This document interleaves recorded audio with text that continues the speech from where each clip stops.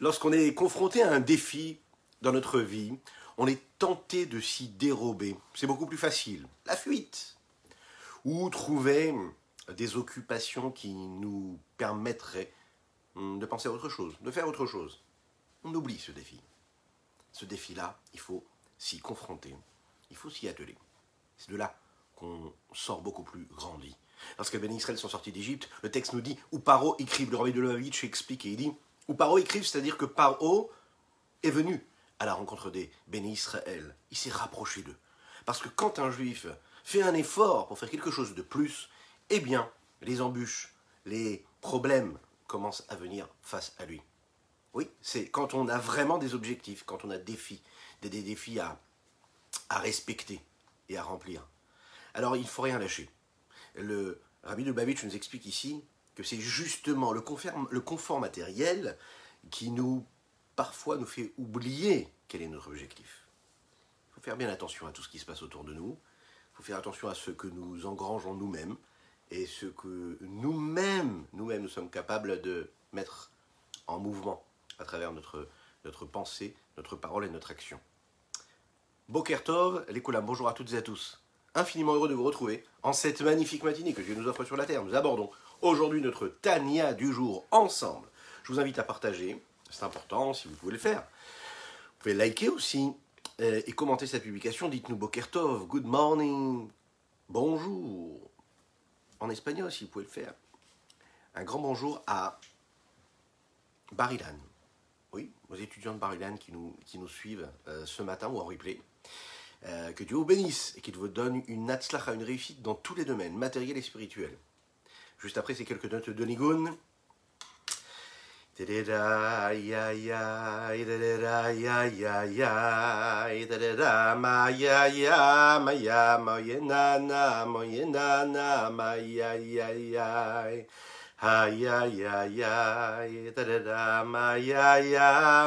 ya, da da da, ya ya, da da, ma ya ya, ay ay ay ay, ma ya, ma ya na na, ma ya na na, ma ya ya ya, da da, ma ya ya. Ay ay ay, ma ya ya ya, ma ya ya, ma ya ya. Ay ay ay ay, de de da, ma ya ya. Oye na na, ma ya ya ya. Ay ay ay ay, de de da, ma ya ya ya, ma ya ya ya. Oye na na, ma ya ya ya. Oye na na, ma ya ya ya, da da da, mo ya ya, da da da, ya ya, ma ya ya, ma ya, mo ya, mo ya na na, da da da, ya ya, ma ya, da da da, mo ya ya. Da-da-da, ya ya, da-da-da, ma ya ya, da-da-da, ma ya ya, mo-ya-na-na, mo-ya-na-na, ay ay ay, ay ay ay ay, da-da-da, da-da-da, ma ya ya, ay ay, ay ay ay, da-da-da, ma ya ya, mo-ya-na-na, mo-ya-na-na, ma ya ya. Ay ay ay ay, de de da, ma ay, oye na na na. Boker Tov, les Koulam, les Chaim.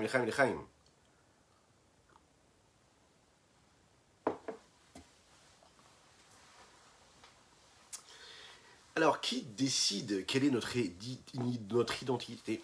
Oui, c'est parti. Qui est-ce qui décide quelle est l'identité de chacun et de chacune d'entre nous? Cette identité juive que nous recevons en héritage, que nous avons abordée succinctement hier dans notre cours. En général, le monde qui nous entoure, la société, elle nous dicte autre chose. Elle nous dit, voilà, un homme qui grandit, qui évolue, qui un jour se pose des questions, et qui, à travers ces questions, va découvrir sa foi. Il découvre sa foi. Il décide donc de choisir telle ou telle religion. Parfois, il décide même de ne pas en avoir. ce qui est en fait la religion de celle qui n'en est pas. Mais ça reste quand même une religion, mais il ne le sait pas. Cette religion-là, parfois, elle va être changée au cours d'une vie.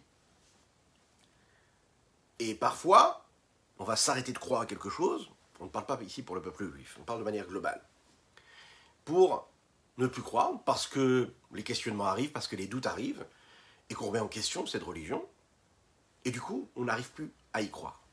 Ok. Dans la religion juive, ça n'est pas du tout ce qui se passe. L'identité juive ne se fixe pas et ne se décide pas en fonction du libre arbitre et en fonction du choix de chacune et chacun d'entre nous. C'est simple, celui qui naît d'une mère juive est donc juif. Celui qui se convertit au judaïsme comme il faut devient juif. Le Ham Israël, ce peuple juif-là, ce n'est pas un mouvement qui est intervenu à un moment de l'histoire et qui est devenu ce que nous appelons le peuple juif. Ce n'est pas un mouvement politique. Bien sûr que non. Ce ne sont pas un groupe de personnes qui auraient décidé à un moment une route quelconque, un chemin à suivre. C'est une famille. On est tous les enfants d'Abraham, d'Yitzhak et de Yaakov. La question qui se pose, si toute la Yahadut, tout le judaïsme dépend du fait que nous soyons des descendants de père en fils d'Abraham, Yitzhak et Yaakov, alors ce converti-là qui reçoit en héritage, comment en héritage, cette Neshama Kedosha, cette âme sainte lorsqu'il se convertit, lui, c'est justement ce que nous appelons Ger Shenit Gayer, un guerre qui s'est converti. Nous n'appelons pas ça un non-juif qui s'est converti, on appelle un Ger Shenit Gayer. Qu'est-ce que ça veut dire? Que quand un homme se convertit, on ne l'appelle plus par son passé, par ses définitions passées, mais déjà par sa définition en devenir. Autrement dit, il a déjà quelque chose en lui. C'est-à-dire qu'il y avait une étincelle divine, juive, potentielle en lui, et c'est ce qui lui a donné l'envie, c'est ce qui a attisé chez lui ce désir-là d'aller chercher la vérité divine qui se trouve dans la Torah, à l'inverse de millions et de milliards d'autres nations, qui eux, d'individus, qui eux sont très bien dans leur vie, dans leur existence, et qui ne cherchent pas la vérité qu'il y a dans la Torah, la vérité qu'il y a dans le judaïsme. Le judaïsme, ça n'est pas du tout une religion prosélyte. On ne cherche pas du tout à convertir d'autres personnes à notre religion, alors qu'il y a d'autres religions qui, eux, sont prosélytes, qui cherchent absolument à convertir d'autres personnes. Le judaïsme, pas du tout. Mais lorsqu'une personne décide de se convertir convenablement, comme il faut selon la loi de Moshe et d'Israël, c'est quoi en fait? C'est Ger Shenit Gayer. On va prétendre que c'est déjà quelqu'un qui avait en lui quelque chose que d'autres n'avaient pas. C'est-à-dire qu'il avait une étincelle divine qui le poussait à aller chercher une forme de vérité. C'est la matérialisation, c'est la concrétisation, c'est l'épanouissement de cette étincelle divine qu'il y avait déjà chez lui, mais qui était enfermée dans un corps, dans une vie, elle, qui était profane, et qui, à un moment donné, lorsqu'il décide de se convertir et qu'il suit le processus, il y a donc cette âme divine qui lui est donnée le jour où il se convertit véritablement par les rabbins, les Chaim, les Chaim.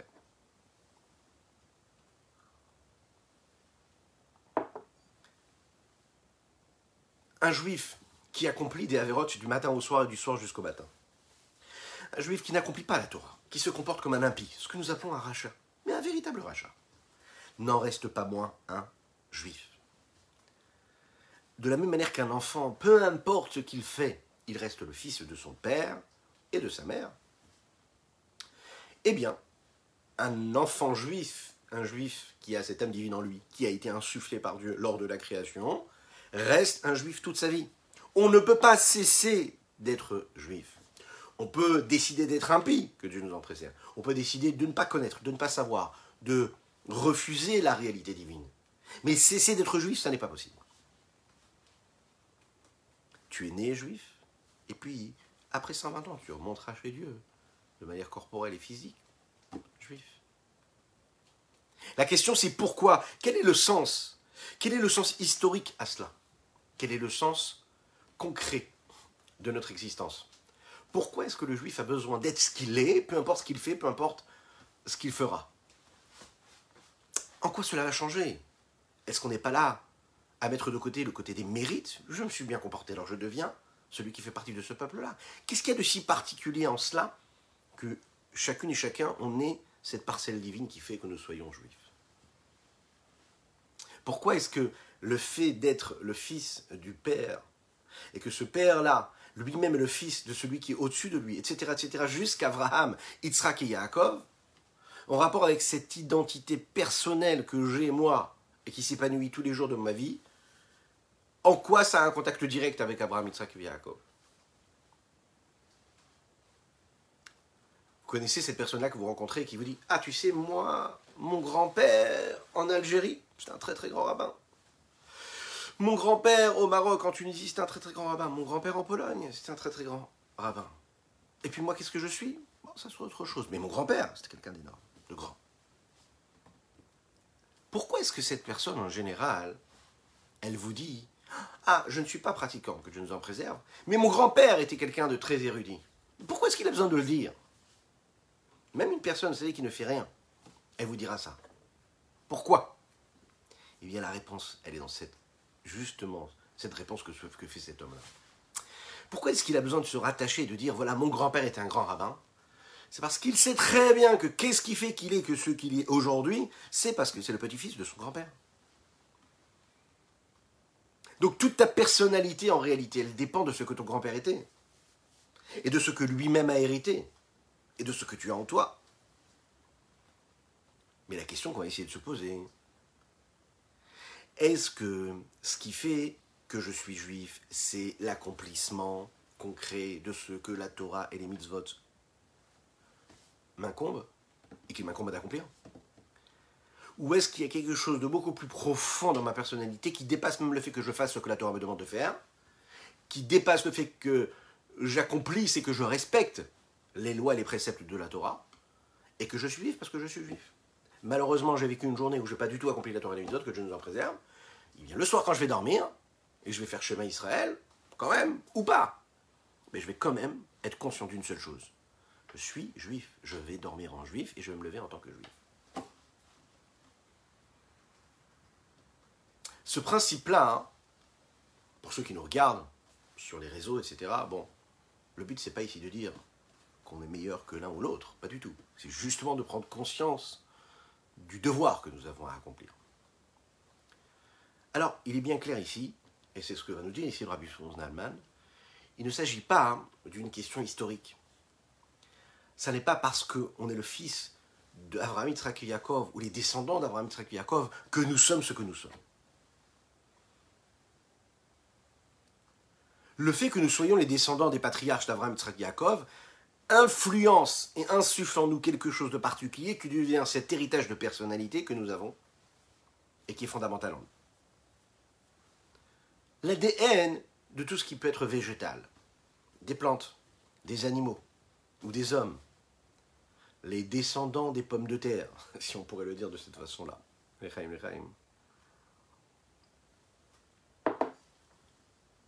ils reçoivent leur énergie, leur potentiel, eh bien, de ce qu'il peut y avoir au-dessus. Ça veut dire qu'une pomme de terre, ça restera une pomme de terre. Parce que dans son ADN, c'est une pomme de terre. Donc elle reçoit ce que la pomme de terre peut lui donner. On est bientôt dans la fête de Tou Bishvat. Oui. La pomme de terre, elle ne donnera jamais une pomme bien rouge ou bien verte. La pomme, ça donne une pomme. Une pomme de terre, ça donne une pomme de terre. C'est son ADN. Et si pendant des dizaines, des centaines, des milliers de générations, ok, on passe et on prend la première pomme de terre qui a existé, eh bien, pour autant, le temps ne pourra jamais transformer cet ADN-là. La pomme de terre, ça n'aura des pommes de terre, ça n'aura jamais des pommes. C'est ce qui va se passer pour les animaux. On sait très bien qu'il y a des genres, il y a des gènes différences dans chaque animal. Et donc, chaque animal engendre ce qu'il est lui-même. Jamais un animal engendrera un autre animal, si ce n'est qu'il y ait eu un mélange. Et c'est ce qui se passe pour les hommes. Nous avons tous en nous cet ADN-là. Et cet ADN-là, en fait, on le donne à nos enfants, on le transmet sans qu'on le veuille. Voilà un enfant qui n'a jamais connu la Torah et les mitzvot chez ses parents, et qui ne sait pas pourquoi, mais il a ça en lui. Mais pourquoi tu as ça en toi? Mais parce que tu l'as reçu en héritage. Oui, mais jamais on me l'a expliqué, jamais on m'a dit quoi que ce soit. Oui, en effet. On ne te l'a pas dit, mais on te l'a donné. C'est un peu comme dire, oui, mais je respire Baruch Hashem depuis que je suis né. Je ne me suis jamais posé la question de savoir, est-ce que mes parents m'ont donné la possibilité de respirer ou pas? Ça fait partie de ce que je suis. Cet ADN-là, le judaïsme, c'est quelque chose qui se passe en héritage, mais ce n'est pas un héritage qui est décidé, qui est voulu ou pas. Quelque chose qui vient de manière totalement naturelle. Nous avons tous cela que nous transmettons à nos enfants. Parfois, on n'y fait pas attention.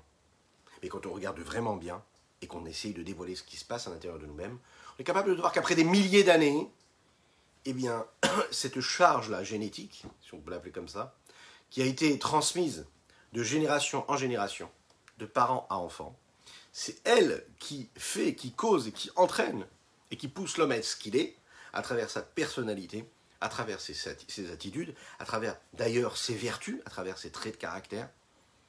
Et c'est aussi souvent ce qu'on sait de manière génétique, ce n'est pas du tout du racisme ou du racialisme, ce que vous voulez, pas du tout, c'est quelque chose de tout à fait normal qui est constaté, qui existe. On sait par exemple qu'il y a des personnes qui ne peuvent pas se marier ensemble, sinon ça peut générer des enfants qui auraient, que Dieu nous en préserve, des maladies. Bon, est-ce que ça veut dire qu'il y a du racisme dans cela? Pas du tout. Il y a des genres différents, il y a des gènes différents. Chaque gène, il est différent. Il y en a qui sont compatibles, il y en a qui ne sont pas compatibles. Et les genres, sans parler des sujets qui sont traités dans la société en général, et surtout maintenant, en ce moment, voilà, c'est même pas une question, on ne va même pas rentrer dans ces questions, puisque c'est de l'absurdité totale. Chacun son gène, chacun son genre. C'est comme ça, les Chaim. Sinon, pour prendre l'exemple des pommes de terre, vous imaginez, dans ce cas-là, les pommes de terre vont faire aussi des manifestations. On veut devenir des pommes. Pourquoi toute notre vie être condamnée à travers les générations à être des pommes de terre? Soyons des pommes. Ouais. Vous savez qu'il y a 3 signes qui distinguent le peuple juif et qu'on se transmet de génération en génération. Baïshanim, Rachmanim, Gomle Chassadim. Un juif, il a de la pudeur, il est réservé. Un juif, il est miséricordieux. Un juif, c'est quelqu'un qui donne à son prochain. Ce sont 3 valeurs, 3 traits de caractère, 3 vertus qui se transmettent de génération en génération. Ces qualités-là, on les trouve, même quand on a l'impression d'avoir en face de nous quelqu'un d'exécrable qui ne se comporte pas du tout comme il devrait. Il est dit comme ça dans le texte, celui qui a de l'insolence, celui qui a de la cruauté, celui qui déteste les autres créatures, celui qui a un œil mauvais, celui qui ne donne pas le bon, qui n'est pas miséricordieux, qui n'a pas de grâce, eh bien, vous savez, on doit craindre quelque part qu'il ne soit pas et qu'il ne fasse pas partie du peuple juif véritablement. Pourquoi? Parce que Simané Israël Uma Hakedosha, les signes distinctifs de cette nation sainte, c'est la timidité, la pudeur, la réserve, la miséricorde et le don de soi. C'est ce que nous dit Maïmonide. Alors, ces qualités spécifiques qui se transmettent de génération de manière beaucoup plus globale, c'est quelque chose que les patriarches, nos saints patriarches Abraham, Yitzhak et Yaakov, nous ont transmises. Ça touche notre identité. Pour comprendre cela, il faut essayer de comprendre à quel niveau ils apparaissent dans notre vie de tous les jours, dans notre quotidien.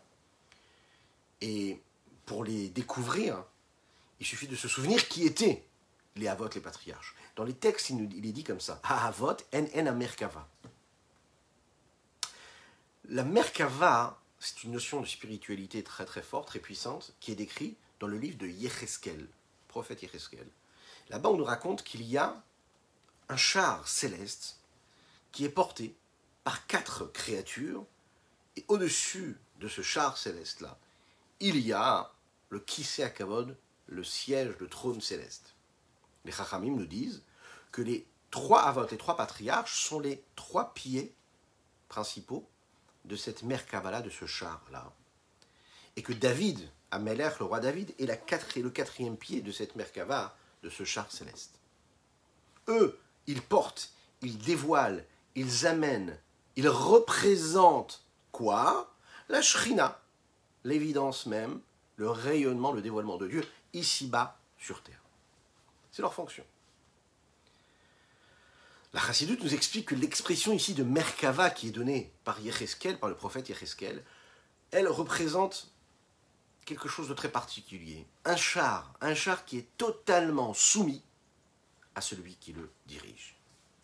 Il n'a aucune volonté, il va où celui qui est au-dessus de lui le dirige. Ça, c'est un char. Il a une puissance énorme, mais il est là, soumis totalement. Le char, c'est la soumission, l'abnégation la plus totale, l'annulation. Les avot, eux, sont cela. Quand vous prenez un cheval avec une charrette derrière, et puis le cheval et le cocher, chacun il a sa volonté. D'accord? Chacun a sa volonté qui est autre que la volonté de celui qui est au-dessus de ce char-là, de cette charrette-là, qui a besoin d'aller quelque part. Peut-être qu'ils sont soumis à la volonté de celui qui est en train d'être conduit. D'accord? Mais ils ont une volonté. Le cheval, lui, ça va être un instinct. Il aura toujours envie d'aller brouter ce qu'il y a par terre. Et puis, il y a le cocher qui lui a aussi une autre volonté, mais qui respecte la volonté de celui qui l'a engagé. Mais il a quand même une volonté, mais il la soumet. Celui qui n'a pas du tout de volonté, qui ne soumet même pas une volonté parce qu'il est déjà soumis totalement de par ce qu'il est dans son ADN, c'est quoi? C'est le char, la charrette. Elle n'a pas de volonté. La seule chose, c'est qu'elle est ce que l'autre veut qu'elle soit. Les Avot Akedoshim, nos saints patriarches, sont aussi totalement annulés et dans cette abnégation totale à la volonté d'Akadosh Baruch. Ils n'ont pas de volonté personnelle, indépendante. C'est ce que nous appelons jusqu'à aujourd'hui ces moyens de transmission-là, de la volonté de Dieu ici-bas sur terre. Ils ne sont là que pour transmettre. Ils n'existent pas en fonction de ce qui sont eux, si ce n'est à travers cette transmission. Quand ils bougeaient la main ou le pied, quand ils faisaient quelque chose, ça n'était pas l'expression d'une volonté propre, mais l'expression de la volonté de Dieu. Imaginez ce que ça veut dire. C'est la raison pour laquelle nous appelons nos saints patriarches Avot Akedoshim, pour nous dire qu'ils étaient complètement saints dans le sens complètement séparé. Kadosh, c'est Mouvdal, séparé. Il y a tout le reste du monde et il y a la Gdusha. Il y a tout le reste des énergies et il y a la Gdusha. Il y a tout le reste de tout ce qu'on pourrait être, ressentir, penser, et il y a la Gdusha. La Gdusha, c'est autre chose. La sainteté, c'est Dieu. Et les Avot, eux, étaient Gdoshim, ils étaient saints. C'est la raison pour laquelle on les appelle de cette façon-là. Echaim, Echaim, Echaim. Maintenant, imaginez, ces saints patriarches, qui sont ce qu'est la Gdusha et Akadosh Baruch Hu, le représentant de Dieu ici-bas sur terre, on est en train de nous dire que ce sont nos Avot, nos patriarches, et qui nous ont transmis ce gène-là. C'est-à-dire qu'en nous, qu'on le veuille ou non, on a cette force-là d'abnégation et de soumission totale, et même plus que cela, l'expression de cette abnégation à travers ce qu'il y a de plus saint, de plus kadosh, et donc de plus divin. Donc on le veuille ou non, on a ça en nous, ce que nos avot, ce que nos patriarches ont eu à travers cette Merkava-là. Peu importe ce à quoi je pense, peu importe la façon avec laquelle je me comporte, puisque la Neshama, l'âme que nous avons chacune et chacun en nous, nous a été donnée par Dieu et transmise par nos patriarches, donc nous portons en nous cette force que nos patriarches avaient. En deux mots, si on est là maintenant avec nos enfants, si on est chez soi à la maison, au bureau, déjà au travail, ou bien on est en train de regarder ce cours-là en replay en fin de journée, on doit se rappeler bien d'une chose. On n'est pas n'importe qui. On a reçu en nous ce gène-là, qui est quoi? On est des Gdoshim, on est des saints. On est des êtres très particuliers. On ne peut pas faire n'importe quoi, dire n'importe quoi, penser à n'importe quoi. Chaque seconde de notre existence, c'est l'expression de quoi? Elokai, Neshama, Shenatatabi, Teorai, peu importe la situation, peu importe ce que j'ai été la veille ou pendant ou après, je me rappelle le matin, Elokai, mon Dieu, Neshama, Shenatatabi, Teorai, la Neshama que tu as mis en moi, elle est pure. Peu importe ce que j'ai pu faire, elle est pure. Ve'inyan. Regardez ça dans les mots. Ki ahavot enen markava. Les patriarches sont donc ce char-là, céleste, qui porte ce char céleste. Ce sont les pieds de cette Merkaba. Ve'alken, c'est la raison pour laquelle Zachou le Hamshir Nefesh Ruach Unsham Livnei Machariam Adolam. C'est la raison pour laquelle ils ont eu le pouvoir et le mérite de transmettre à leurs enfants, après eux, quoi? Les trois dimensions de l'âme. Nefesh, Ruach, Neshama. La profondeur de l'âme, l'esprit, ainsi que l'âme véritable, qui elle est quoi? Mais Esser Sphirot, qui provient des 10 séphirotes, des 10 niveaux, 10 forces divines, des 10 réceptacles, des 10 outils, que la Gdusha, la sainteté, qui elle se trouve au Arba Olamot, dans les 4 mondes qui sont Atzilut, Bria, Yetzira, Asiya. À qui? Les Chol Echad Vechad Kefi Madrigato, à chacun en fonction de son niveau. C'est l'histoire d'un couple qui avait l'habitude d'accomplir la Torah et les mitzvot, comme il fallait. En tout cas, c'est ce qu'ils essayaient de faire. Ils venaient d'Australie, ils sont arrivés sur le rabbi de Lubavitch, et ils ont posé une question au rabbi, ils lui ont demandé une bénédiction pour le frère de la femme. Et le mari s'est exprimé de cette façon-là devant le rabbi, en disant « Mon beau-frère est très éloigné de la Yahadut, du judaïsme, de manière totale. Il n'a aucun lien avec le judaïsme. » Il a employé ces mots-là. Le rabbi l'a arrêté et lui a dit « Non seulement il a un lien avec le judaïsme, mais il est juif. Et être juif, c'est une essence profonde qui dépasse ce que l'homme fait ou est, à vos yeux. Votre but à vous, c'est d'aller dévoiler cette essence-là. Autrement dit, tout est déjà là, on n'a rien à rapporter de l'extérieur. Tout est en toi, je ne sais pas quelque chose que je vais t'imposer. Vous parlez à quelqu'un qui n'est pas dans la Torah, et vous essayez de lui insuffler le goût de la Torah et des mitzvot, le réveiller à cette prise de conscience-là, d'accord? Une personne à l'extérieur va vous dire « Qu'est-ce que tu es en train de faire? Tu es en train de l'embrigader, tu essayes de le détourner. » Pas du tout, c'est pas du tout ça. Tu essayes de dévoiler ce qui est déjà à l'intérieur de lui-même. Puisque tout est en lui, puisqu'il est juif. Lechaim, lechaim. Vous savez que il y a, sans critique négative, mais c'est pour prendre vraiment conscience de ce que la chassidoute a de différent et a de si particulier et d'important.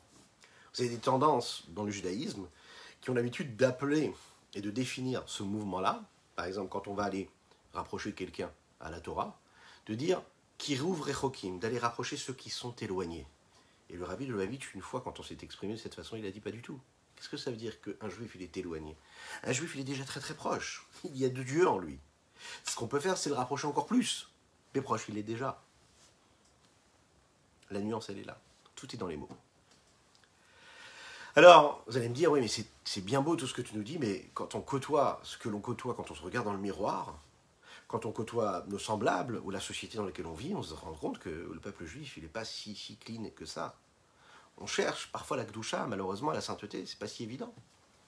La théorie, elle est belle, on est tous juifs, on est tous les descendants d'Avraham, Yitzhak et Yaakov. Ve'amer kulam tzadikim, et tout ton peuple, c'est des tzadikim, mais dans la réalité, c'est pas si évident, malheureusement, quand on va regarder ce qui se passe dans les nouvelles, etc. On regarde autour de nous, on se rend compte que c'est pas vraiment le cas. Alors, si les descendants des pommes de terre sont censés être des pommes de terre, on se rend compte que parfois, c'est pas vraiment le cas. Où est-ce qu'elle est cette Neshama? Où est-ce qu'elle est cette âme divine? On a l'impression que c'est devenu complètement autre chose, parfois même pire que ce que ça aurait pu être s'il n'avait pas a priori cette âme juive. Qui peut le plus, peut le moins. Il y a différents niveaux dans l'âme. Et pas tous les niveaux se ressemblent. Il y a des distances entre les différents niveaux dans le âme Israël, dans le peuple juif. Bien sûr, c'est pas seulement dans la différence de forme et de conduite qu'il y a entre les hommes, mais également dans la racine, dans la source et le niveau de la neshama de l'âme de chacune et de chacun. Il faut savoir qu'à la base, nos âmes ne se ressemblent pas. Elles ne sont pas les mêmes. C'est ce qui fait qu'il y a concrètement dans la réalité une différence entre les âmes, entre les personnes. La Kabbalah nous explique que le monde a été créé grâce à un système qui s'appelle le Seder Ishtalshelut, que nous avons eu l'occasion, grâce à Dieu, d'aborder quelquefois. Le système de l'ordre de l'enchaînement du monde, ce que nous appelons le Seder Ishtalshelut, c'est différents niveaux de divinité, de présence divine, qui se révèlent, qui se dévoilent au monde. de manière graduelle et évolutive. Pourquoi est-ce que c'est appelé Ishtal Shelut? Eh bien, comme cette chaîne-là qui est faite d'une chaîne, d'un anneau qui est entré, qui est relié à l'anneau qui vient après, etc. Lorsque l'influence, lorsque le partage se fait, lorsque la lumière de Dieu y descend, à travers ce système de l'ordre de l'enchaînement, de niveau en niveau, de monde en monde, eh bien, le plus bas des niveaux est en lien direct, qu'on le veuille ou non, même si ça reste un niveau qui est très bas dans la spiritualité, il n'en reste pas moins attaché et relié au niveau le plus élevé, qui est proche de ce qu'est la divinité infinie. En résumé, nous avons 4 mondes spirituels, Atzilut, Bria, Yetzira, Asiya. Eux représentent les 4 étapes de ce processus d'annulation et d'abnégation que chacune et chacun nous sommes censés vivre. C'est-à-dire le passage entre l'inexistence, l'annulation, l'abnégation, vers l'existence, l'étant. Passer du néant à l'existant, ex nihilo. Le monde d'Atzilut, c'est un monde où c'est l'annulation la plus totale, il n'y a rien. Le monde de Bria, c'est le début, c'est le commencement de ce qui est, commence à être. Le monde de Yetzira, c'est l'existence qui commence à recevoir une forme. Le monde d'Asiya, c'est l'existence, l'étant qui commence à devenir une entité indépendante. Et dans chacun de ces mondes-là, il y a ces 10 sphirotes, Esser, sphirotes, ce que nous venons de rappeler ici dans les mots du Rabbi Shneur Zalman. Ces 10 séphirotes-là, ce sont 10 chemins, 10 formes, 10 façons que Dieu nous a données, des réceptacles, des outils, des moyens d'expression qu'il a mis à notre disposition, afin que nous puissions permettre le dévoilement de Dieu par leur intermédiaire. Elles sont cérébrales et émotionnelles. Chochma, Bina, Da'at, cérébral, et les émotionnels, les midot, ce que nous appelons Chesed, Gvura, Tiferet, Netzach, Od, Yesod, Malchut. Il faut savoir que cela, ça nous permet de relier les dernières, celles qui sont en bas, avec celles qui sont en haut. Puisque nous l'avons dit, tout est dans ce système d'ordre d'enchaînement qui fait que ce qui est tout en bas est relié avec ce qui est de plus haut, tout en haut. Il faut savoir qu'on a encore un principe qui nous relie et qui est présent en nous. Le principe de l'âme elle-même. On sait que l'âme, elle est dotée de 5 forces particulières et 5 moyens d'expression elle-même. Nefesh, Ruach, Neshama, Chaya, Yechida. Nefesh, c'est l'action concrète. Ruach, l'esprit, c'est le sentiment, le souffle. Neshama, la dimension de Neshama, c'est l'intellect. Chaya, c'est le niveau qui est encore un petit peu plus élevé. C'est la volonté qui peut dicter ce que l'intellect est censé réfléchir, ce à quoi il est censé réfléchir. Et puis, au-dessus même de Chaya, il y a Yechida. Ce niveau Yechida qui est dans l'âme, qui est le niveau, le point culminant, ce qui est de plus profond, l'essence même de l'âme du juif. C'est le Eitzem HaNefesh, l'essence même de l'âme. Alors, quand on dit un plus haut, plus bas, on peut le voir aussi de manière différente. On peut le voir au même niveau, mais dans la profondeur de chacun et chacune. Ça veut dire quoi? Il y a le Nefesh, dans le Nefesh, il y a le Ruach, dans le Ruach, il y a ensuite Neshama, Neshama un peu plus profond, Chaya, Chaya un peu plus profond, Yechida. En tout cas, on va dans un système où on essaye de se relier le plus possible à la profondeur intrinsèque de ce que nous sommes. Et chacun, en fonction de son âme, il a donc ces 5 dimensions. Cette considération assez rapide et globale de tous ces différents niveaux, elle nous amène à une conclusion et un constat. Et un constat qui est assez particulier. Ces 10 séphirotes-là, ces 10 séphirotes qui se trouvent dans chacun des mondes. Donc, si on les multiplie par les 4 mondes, Atzilut, Bria, Yetzira, Asiya, et puis on les multiplie par les 5 niveaux de l'âme qu'il y a en chacune et chacun d'entre nous, donc on arrive en fait en réalité à des milliers de niveaux différents qu'il y a chez chacune et chacun d'entre nous. Si on regarde un petit peu plus précisément, c'est en fait, en réalité, une matérialisation de ces forces-là, de ces énergies qui passent à travers ces différentes sphirotes, ces différents mondes, ces différentes âmes, qui chacune est dotée de ces 5 dimensions à chaque fois, et chacune de ces séphirotes-là s'éparpille quelque part en sous-séphirotes qui elles-mêmes vont s'éparpiller, et encore une fois, jusqu'à l'infini. Si on regarde en fait, bien comme il faut les choses, on peut constater une chose. Lechaim. Boker Tov. Est-ce que j'ai dit que nous étudions en grande partie pour la... Quand je dis en grande partie, parce qu'on étudie pour le mérite de chacune et chacun d'entre vous, par la Shinema de Pinchas Ber Ben Yentel. On peut constater que chacune et chacun d'entre nous avons cette richesse-là, cette palette de différences et de traits de caractère différents. On a chacun une particularité différente. Le niveau de spiritualité qui s'exprime à travers chacun, il est différent d'un homme à un autre. Vous avez des gens qui sont des dirigeants, qui sont des grands maîtres, des grands érudits. Vous avez des gens qui sont là pour travailler, qui savent diriger, gérer une affaire. Vous avez des personnes qui elles peuvent faire ce qu'elles veulent, elles peuvent essayer, elles peuvent rêver, elles peuvent avoir l'ambition de devenir des patrons de société. Elles ne le seront jamais, puisque ça ne fait pas partie de leur ADN, ça ne fait pas partie de ce qu'elles sont censées être. Vous en avez d'autres qui sont censés être des dirigeants, ils ont ça en eux, ils le deviendront. Pourquoi? C'est comme ça a été décidé par Dieu.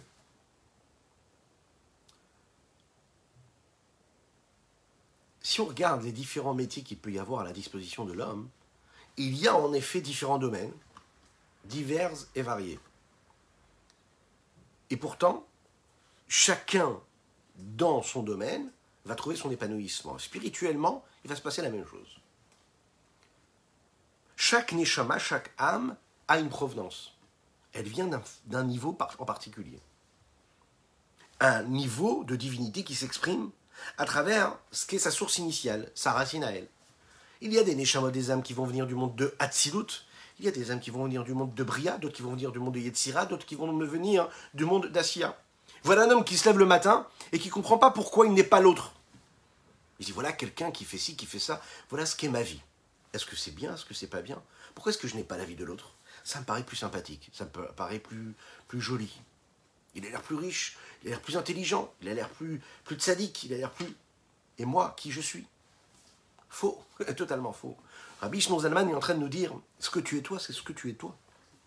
Toi, tu viens du monde d'Atsilut, eh bien tu es du monde d'Atsilut. L'autre, il est du monde de Bria, son but à lui, c'est d'être du monde de Bria. Chaque neshama, chaque âme, elle a son ADN, elle a quelque chose de particulier. Ah, il y a la source première, l'infini du Saint béni soit-il, mais ensuite, il y a différentes facettes, différentes formes. Ne cherche pas à être quelqu'un que tu n'es pas, et tu dois être très heureux d'être celui que tu es. Si pendant ta journée, tu as fait une mitzvah, tu as bien étudié la Torah, au moins un peu, comme tu pourrais, tu as fait ta tefila, tu as été bienveillant, tu as réussi ta vie, tu as réussi ton existence. Ah, l'autre, il est plus riche que toi, l'autre, il est plus érudit que toi. Ça, c'est pas ton histoire. Tu n'es pas l'autre. Parce que chacun, on a notre source initiale. Vous avez par exemple des neshamot, des âmes qui viennent du monde d'Atsilut. Et ce sont des neshamot et des âmes qui sont extraordinaires, exceptionnelles. Il n'y en a pas eu beaucoup dans l'histoire. Le monde d'Atsilut, c'est un monde où il n'y a que de la divinité. Il n'y a pas d'autre entité si ce n'est la divinité. L'infini. Enod bilvado. C'est-à-dire que Dieu est là, il n'y a rien d'autre que Dieu ici-bas, dans ce monde-là, le monde d'Atsilut. Une belle réfoua shlema pour Fredj Ben Mazal. En fonction de cela, on peut comprendre donc que les âmes qui ont une source et qui proviennent de ce monde d'Atsilut, ce sont des âmes qui sont le moyen de transmission qui permet l'acceptation et la réception même de la volonté d'Akadosh Baruch Hu, de Dieu ici-bas sur terre dans notre monde. C'est-à-dire quoi? Ça veut dire que vous allez avoir des gens qui vivent ici-bas sur terre, et il y en a eu très peu dans l'histoire, qui n'ont pas de volonté propre, si ce n'est la volonté de Dieu.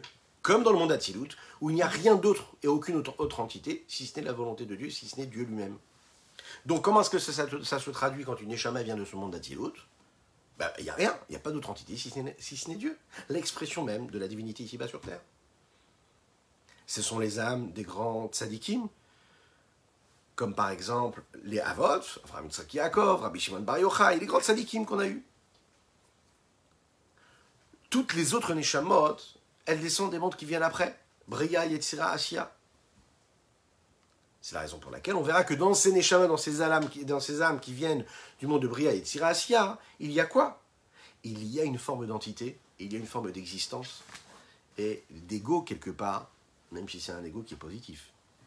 Lorsqu'on rencontre un juif qui est dans une situation spirituelle assez basse, assez dégradée par exemple, eh bien, il faut se dire que parfois, cet homme-là peut-être vient et a une provenance d'une âme, d'un monde qui est assez bas aussi.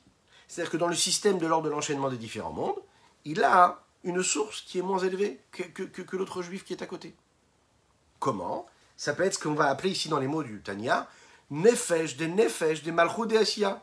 Vous avez le monde d'Asiya qui est le monde le plus bas, Dans toutes les séphirotes, vous prenez la dernière séphira qui est la séphira de Malchut. Donc là, la séphira de Malchut qui est dans le monde d'Asiya. Et dans cette séphira de Malchut d'Asiya, vous allez chercher dans les dimensions de l'âme.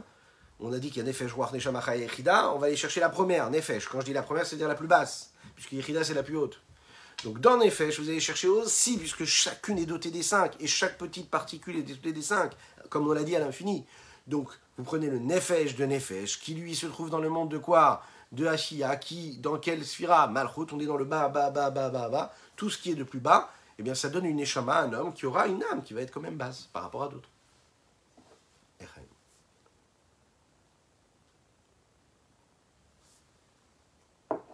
D'un autre côté, on a tous une âme divine, peu importe le niveau que l'on a.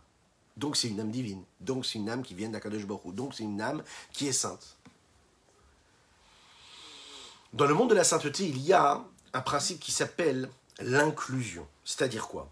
Que chaque niveau de spiritualité qui a été créé, qui a été extrait de sa source première, jamais n'est sectionné, n'est séparé totalement et prend son indépendance totale de son niveau initial. Elle reste toujours reliée avec sa source première. Même dans le monde d'Asiya, le monde de l'action, qui est concrètement un monde matériel, où il y a une matérialisation des actes et des choses, des éléments, eh bien, il faut savoir que le monde d'Asiya recevra toujours du monde qui le précède, à savoir le monde de Yetzira. Le monde de Yetzira sera toujours en connexion avec le monde de Bria. Le monde de Bria sera toujours en connexion avec le monde d'Atsilut. Et c'est ce qui va se passer également avec toutes les séphirotes. Si on prend la dernière séphira, la séphira de Malchut, elle sera toujours reliée avec la séphira qui est juste en haut, la séphira du Yesod. Et la séphira du Yesod, elle sera toujours reliée avec la séphira qui est juste au-dessus, Od, etc. Donc en fait, tout est en lien, tout est lié à chaque fois. Donc, même le niveau le plus bas de l'âme d'un homme, de cet homme-là en l'occurrence, du Nefesh de la séphira de Malchut, qui est la séphira de Malchut se trouve dans le monde d'Asiya, elle reçoit et elle inclut en elle le niveau de spiritualité, de divinité et d'infini qu'il y a dans le niveau le plus élevé du monde d'Atsilut. Et quand on va dans le monde d'Atsilut, on va aller chercher même Chorma d'Atsilut, qui est la première séphira, le premier outil, le moyen d'expression de Dieu. Il en ressort donc que même le juif qui a une neshama qui est très très très basse, puisque sa neshama vient d'un monde de sainteté, alors elle reçoit des niveaux les plus élevés qui puissent exister. Donc il y a en cela différentes expressions. Ceux par exemple qui n'accomplissent pas la volonté de Dieu et qui fautent, malheureusement, que Dieu nous en préserve, et qui font partie du peuple juif, ils sont quand même considérés comme des juifs qui sont décrits dans la Torah comme remplis de mitzvot, comme les grenades. Vous avez déjà compté le nombre de grains qu'il y a dans une grenade, c'est bientôt tout Bishvat. Nos textes nous disent qu'un juif, il faut le regarder de cette façon-là. Ah, mais il faute, il est complètement éloigné de la Torah et des mitzvot.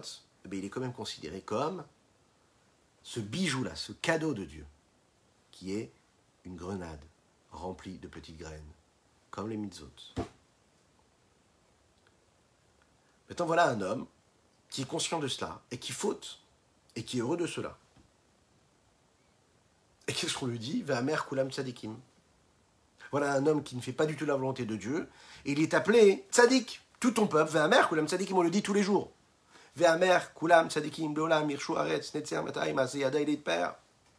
On fait tous partie du peuple juif, on est tous des tzadikim. C'est une blague? Non, c'est très sérieux. Le Zohar, le Saint Zohar, se penche sur cette question-là. Il dit, mais comment est-ce qu'on peut dire Ve'amer kulam tzadikim? Voilà, il y a des réchaïm, il y a des impies, il y a ceux qui font l'inverse de la volonté de Dieu. Il répond, en fait, il dit, non. Il faut savoir que 99% de celui qui fait partie du peuple juif qui a reçu cet héritage-là, cette âme divine, en général, il fait une mitzvah. Et quelle est cette mitzvah-là? C'est la mitzvah de la Mila, la circoncision. Dès l'instant où tu as marqué ton corps de cette circoncision-là, il y a en toi l'expression même de ce que tu es, à savoir la Neshama, l'âme sainte que tu as en toi. Et elle, malheureusement, va aller d'un côté ou d'un autre, mais elle reste en toi. Deuxièmement, on sait que parfois, de ces poches et Israël, de ces hommes-là qui sont des impies, qui ont fait l'inverse de la volonté de Dieu, malheureusement parfois toute leur vie, et qu'on a l'impression qu'ils n'ont pas fait cette teshuva qui est nécessaire, il peut en ressortir des bijoux, des diamants. À travers l'histoire, on sait qu'il y a des grands réchaïm qui ont donné naissance à des grandes sadikim. Vous vous souvenez, dans les premiers chapitres du Tanya, nous avons abordé cette question-là. Vous avez dit que l'ifamim, parfois, un père qui est un rachat, c'est-à-dire qui n'accomplit pas du tout la Torah et les mitzvot, il a passé sa journée à faire des avérotes. Il n'a pas prié, ou il a très mal prié, il n'a pas fait ce qu'il fallait du tout. Le soir, il retrouve son épouse. Et lorsqu'ils s'unissent pour accomplir la plus belle des mitzvot, des recommandations d'Akadosh Baruch Hu, ils sont en train de s'unir matériellement, physiquement. Et à ce moment-là, ils ont une pensée saine, sainte, celle de s'unir avec la sainteté de Dieu, d'accomplir la volonté de Dieu, de faire descendre ici-bas, sur terre, Dieu, l'unicité entre Dieu et ici-bas l'homme, dévoiler la Shrina de Dieu. Ils ont cette pensée sainte. Eh bien cet homme-là, même si pendant toute sa journée c'est un rachat, même si le reste du temps c'est un rachat, s'il a eu une bonne kavana, et qu'à ce moment-là il y a cette petite goutte qui va donner naissance à un enfant, qu'est-ce qui va se passer? Eh bien à ce moment-là ça peut être un tzaddik. C'est un rachat, mais il a eu une pensée qui est saine et qui est sainte, il s'est connecté à quelque chose d'infini. Et c'est la raison pour laquelle on voit qu'à travers cette histoire, l'histoire que nous vivons, il y a des très grandes tzaddikim qui n'avaient pas du tout de généalogie particulièrement élevée, qui n'avaient pas vraiment des parents, des grands-parents ou des ascendants assez spirituellement élevés et qui ont été quand même des gens qui ont transformé l'histoire, qui ont parfois conduit le peuple juif, qui ont dirigé le peuple juif comme il fallait. La Neshama, l'âme, c'est elle qui vient de cette pensée que l'homme a dans ces moments si cruciaux. L'Echaim, l'Echaim.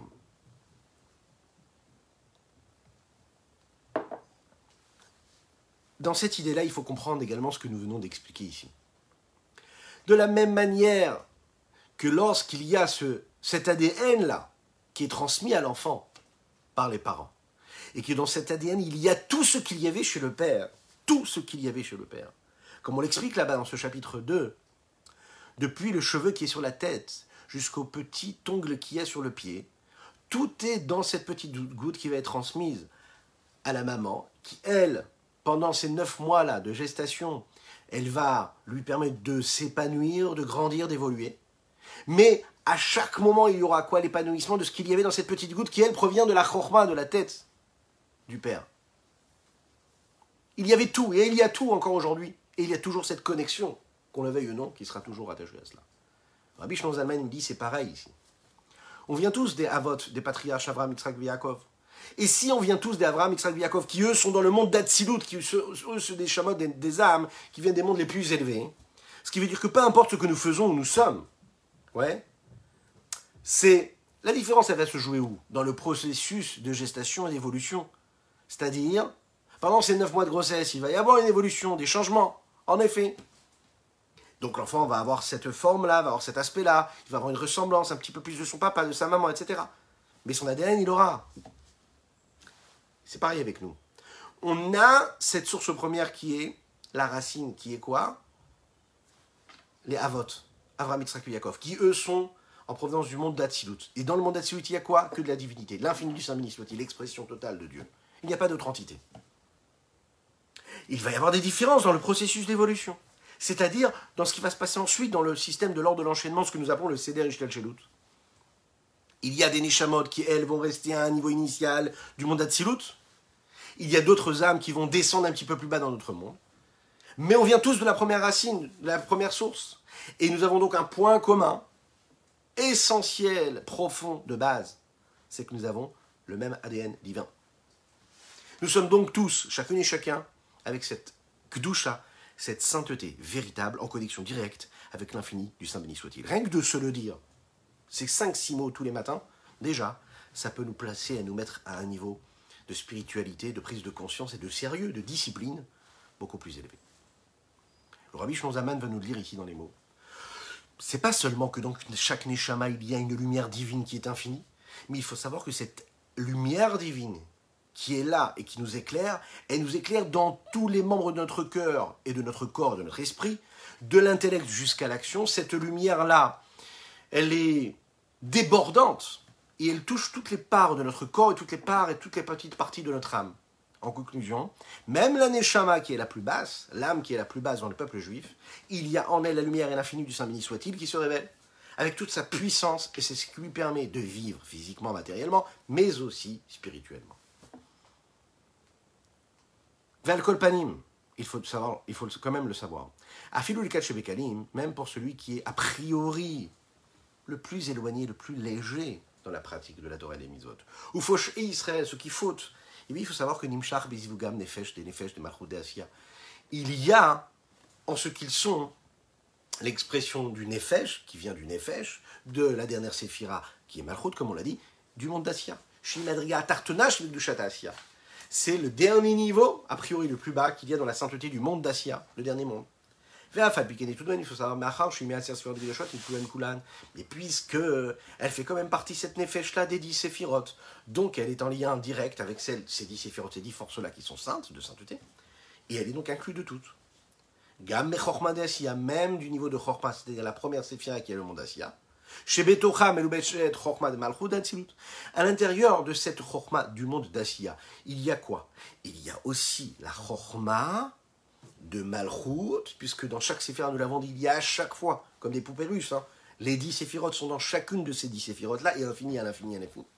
Donc il y a en réalité, dans cette dernière séphira de Asiya, comme dans cette première séphira de Chorma de Asiya, il y a ce qu'il y a, c'est-à-dire la Chorma du monde de Malchut, de la séphira de Malchut, qui se trouve dans le monde d'Atsilut. Maintenant, dans ce monde d'Atsilut, il y a cette Chorma. Et dans cette Chorma du monde d'Atsilut, oui, il y a quoi? Le niveau qui est plus élevé que cette Chorma d'Atsilut. Sheba Meir quoi? Or en Savva ou Chumamash, dans lequel il y a la lumière de l'infini, Saint béni soit-il, qui éclaire. Qui dit, comme il est dit, Hashem bechorma yersad haaretz, vekulam bechorma asita. Dieu, il a créé la terre avec la Chorma. Qu'est-ce que ça veut dire? Il y a une connexion directe entre Chorma et Haaretz. Haaretz, c'est vraiment l'opposé total de ce qu'il peut y avoir dans le monde spirituel. D'accord? Chorma, c'est dans Haaretz. Le niveau le plus bas est en connexion directe avec le niveau le plus haut. Et Kula Bechorma Asita. Et on sait que Dieu a tout fait avec cette Chorma, ce niveau le plus élevé. Venimsa, il en ressort. Que l'infini samedi soit-il s'habille et s'exprime à travers le niveau de Chorma, de sagesse qu'il y a dans l'âme de l'homme. Israël. Vous imaginez? Peu importe qu'il y soit dans le peuple juif, c'est l'infini samedi soit-il qui s'y trouve. Et le niveau de Chorma qu'il y a dans l'âme, avec la lumière, le reflet de l'infini du Saint béni soit-il qui est habillé à l'intérieur, dans cette Chorma-là, elle se diffuse, elle se répand à tous les niveaux de l'âme, les achayota, afin de la faire vivre avec une vitalité divine, depuis le niveau le plus élevé de sa tête jusqu'au niveau le plus bas, qui est représenté par ses pieds. Et dire-t-il, comme il est dit, c'est la chorma, c'est la sagesse qui a une maîtrise et qui donne la vitalité à tout ce qui passera juste après. Puis les familles, il nous précise quand même qu'il faut savoir. C'est la raison pour laquelle ici, les pochés Israël, comme on l'a dit, ceux qui fautent, ceux qui s'égarent, qui ne font pas la Torah, qui n'accomplissent pas la Torah et les mitzvot comme il faut, qui fautent et qui pêchent et qu'on peut se dire, oh là là, il faut les écarter du camp, il faut les repousser. Parfois, eux-mêmes vont donner naissance à des tzadikim, à des enfants, qui vont aller chercher dans les profondeurs des clipotes, c'est-à-dire dans les profondeurs des forces du mal, et ils vont leur donner la possibilité d'être. Comme il est dit dans les textes du Sefer Gilgulim, ce livre-là, de base de Kabbalah, qui parle justement des réincarnations. C'est l'histoire, et on va conclure avec cette idée-là.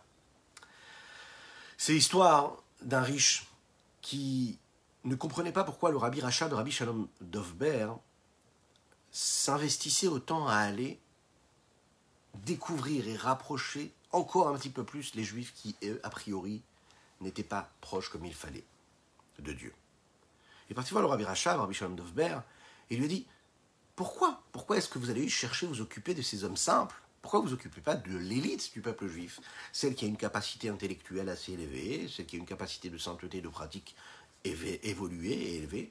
Pourquoi est-ce qu'un rabbi qui écrit des textes de chassidut aussi profonds s'occupe et est préoccupé par les hommes simples? Le rabbi ne lui a pas répondu. Il lui a parlé d'autre chose. Il lui a dit, dis-moi, qu'est-ce que tu fais dans la vie? Je sais que tu es riche, mais qu'est-ce que tu fais? Alors cet homme-là lui a raconté qu'en fait, il vendait des beaux diamants. C'était un commerçant, un diamantaire. Et en parlant avec lui, il a dit, vous savez, il n'y a pas longtemps, j'ai réussi à acquérir un lot de diamants extraordinaire, exceptionnel, qu'on n'avait jamais vu. Rabbi Shalom Dovber lui a dit, est-ce que tu peux me montrer ces diamants? Cet homme-là a mis sa main dans sa poche et il a sorti un petit sac. Et dans ce sac-là, il y avait des diamants. Et il a pris ces petits diamants-là et avec une précaution et une attention énorme, il les a posés délicatement sur la table. Il a montré comme ça un petit diamant qui était sur la table au Rabbi Shalom Dovber, et quand il l'a pris comme ça dans les mains, il avait les yeux qui pétillaient. Il a regardé le Rabbi Shalom Dovber, il a dit, regardez, il est extraordinaire. Regardez comment est-ce qu'il est beau, il est unique. On n'a jamais vu un diamant comme ça, il a une valeur inestimable. Il était émerveillé. Il ne trouvait pas assez de mots pour exprimer ce qu'il ressentait.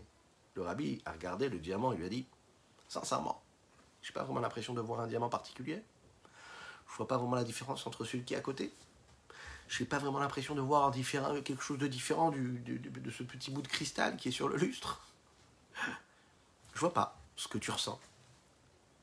Ce riche homme d'affaires a regardé le Rabbi et lui a dit, mais pour comprendre, pour voir et les différences, il faut comprendre, il faut s'y connaître en diamant. Si vous n'y connaissez pas en diamant, vous ne pouvez pas savoir la valeur que peuvent avoir telle ou telle pierre précieuse ou tel diamant. Vous avez compris la réponse, le Rabbi Shalom Dovber l'a regardé comme ça, et on l'imagine avec un sourire. Il lui a dit, mais tu vois, toi tu ne comprends pas ce qui se passe chez les Juifs, et moi je ne comprends pas ce qui se passe chez les diamants. Tu vois les beaux diamants, et bien moi je vois les beaux Juifs.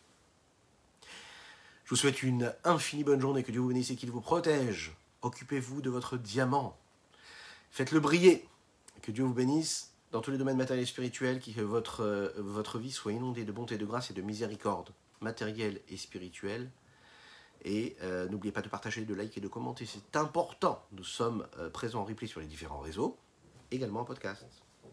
À bientôt, Shavua Tov.